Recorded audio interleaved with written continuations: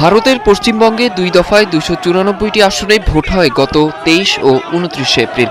কিন্তু ভোটের পর থেকেই অনিয়মের অভিযোগ তুলে আবারও নির্বাচনের দাবি তোলে ফলতা আসনের একাংশ। এ নিয়ে হয়েছে বিক্ষোভ। 12টা পর্যন্ত স্যার ভোট ভালো হয়েছে, তারপরে যারা যারা ভোট দিতে গেছে স্যার কাউকে ভোট দিতে দেয়নি। आज भी लाठीचार्ज हुआ है इनके ऊपर सर। सर जहांगीर के लोग आ करके उनको थ्रेटन कर रहे हैं। सर जहांगीर के लोग जता रहे हैं सर। পরে শনিবার রাতে আসনটির ভোট বাতিল করার সিদ্ধান্ত নেয় স্থানীয় নির্বাচন কমিশন। কমিশন জানিয়েছে, কেন্দ্রে ব্যাপক অনিয়মের অভিযোগে আসনটির ভোট বাতিল করেছে তারা।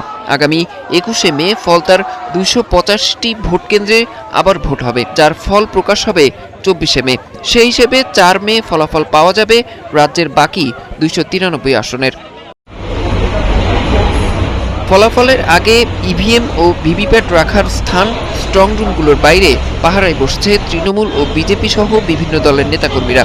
এতে বাড়ছে উত্তেজনা। এরই জেরে শনিবার রাতে বিধাননগরে স্ট্রং রুমের বাইরে তাঁবু খাটানোকে কেন্দ্র করে দুই দলের মধ্যে বাকবিতণ্ডা হয়। দুই পক্ষের স্লোগানে উত্তপ্ত হয়ে ওঠে পুরো এলাকা। পরে আইন শৃঙ্খলা রক্ষাকারী বাহিনী গিয়ে পরিস্থিতি নিয়ন্ত্রণে আনে।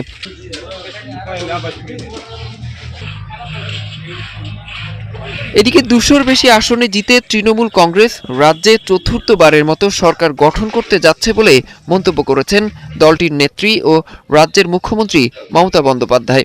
দলের কাউন্টিং এজেন্টদের সাথে দলীয় কার্যালয়ে এক ভার্চুয়াল বৈঠকে তিনি এমনটা বলেন।